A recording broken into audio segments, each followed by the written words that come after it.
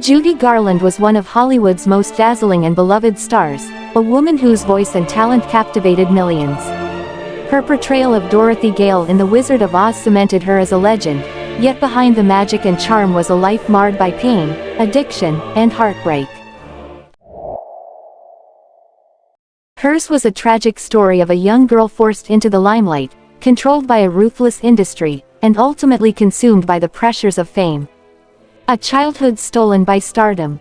Judy Garland was born Frances Ethel Gum on June 10, 1922, in Grand Rapids, Minnesota. She was the youngest of 3 daughters in a family of performers. From an early age, it was clear that Frances, later known as Judy, had a gift. Her voice, powerful and emotive even as a child, set her apart. Her parents, Frank and Ethel Gum, ran a small theater, and the family frequently performed together. However, behind the scenes, trouble loomed. Frank was rumored to have had relationships with young men, which led the family to abruptly move to California to escape scandal. This sudden change in circumstances put enormous pressure on Ethel, who channeled all of her energy into making her daughters stars, especially young Judy. At just 2 years old, Judy performed in her first public show. By the time she was 5, she was already a regular on the vaudeville circuit. Ethel was a demanding stage mother, determined to see her daughter succeed at any cost. Judy later recalled that her mother was the first person who introduced her to the use of stimulants, giving her pills to stay awake for performances and then sedatives to help her sleep. This cycle of drug dependency would become a lifelong struggle. Hollywood's harsh reality. At 13, Judy's undeniable talent led to a contract with MGM Studios. But while MGM gave her fame, it also subjected her to relentless control and cruelty. Studio executives, especially Louis B. Mayer, saw her not as a child but as a product.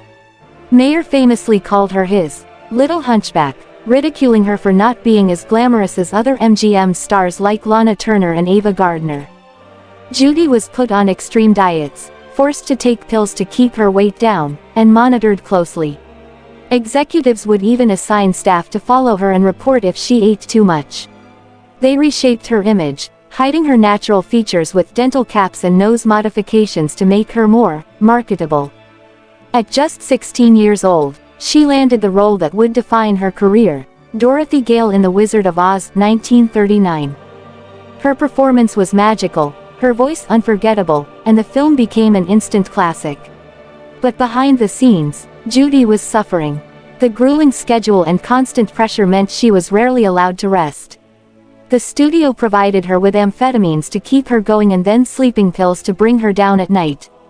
This pattern of drug use, started in her adolescence, would become a vicious cycle that haunted her for the rest of her life. Struggles with self-worth and love.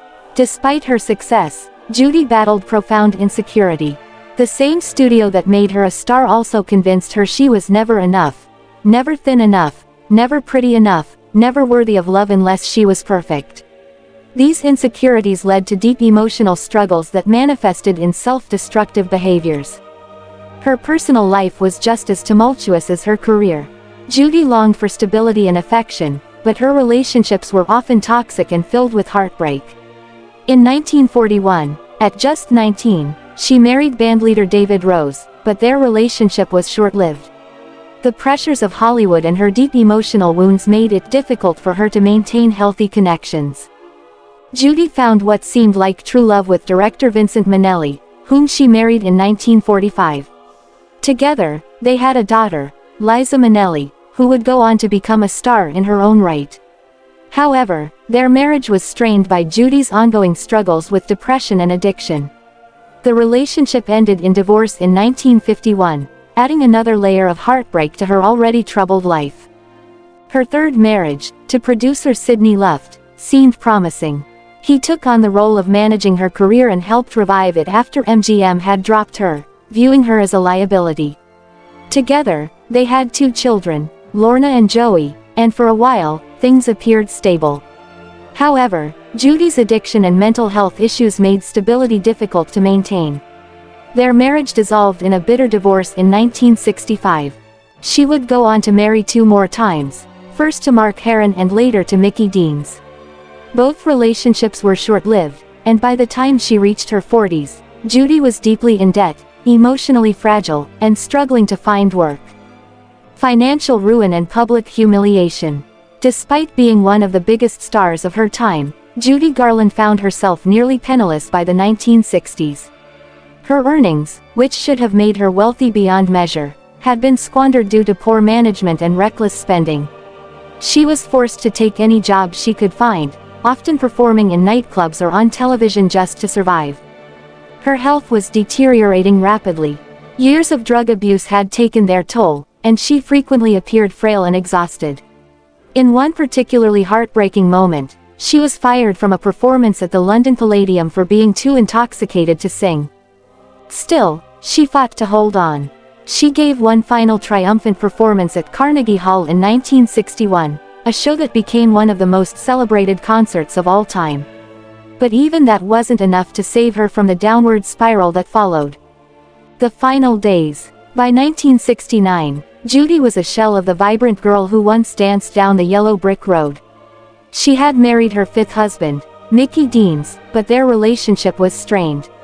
Struggling with debt, addiction, and a career that was all but over, she moved to London in search of a fresh start.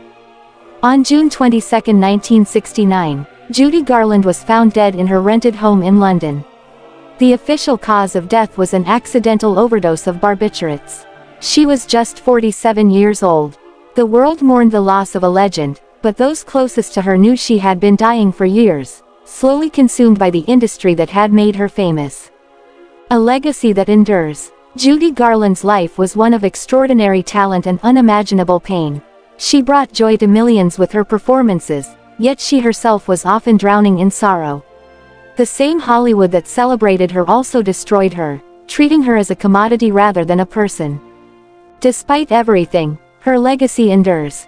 Her voice, filled with both power and vulnerability, still moves audiences today. Somewhere Over the Rainbow remains one of the most beloved songs in cinematic history, a poignant reminder of the girl who dreamed of a better life but never quite found it. Judy Garland's story is a heartbreaking cautionary tale about the cost of fame. But more than that, it is a testament to her resilience, her talent, and the enduring magic she left behind. Though she left the world too soon, she will never be forgotten.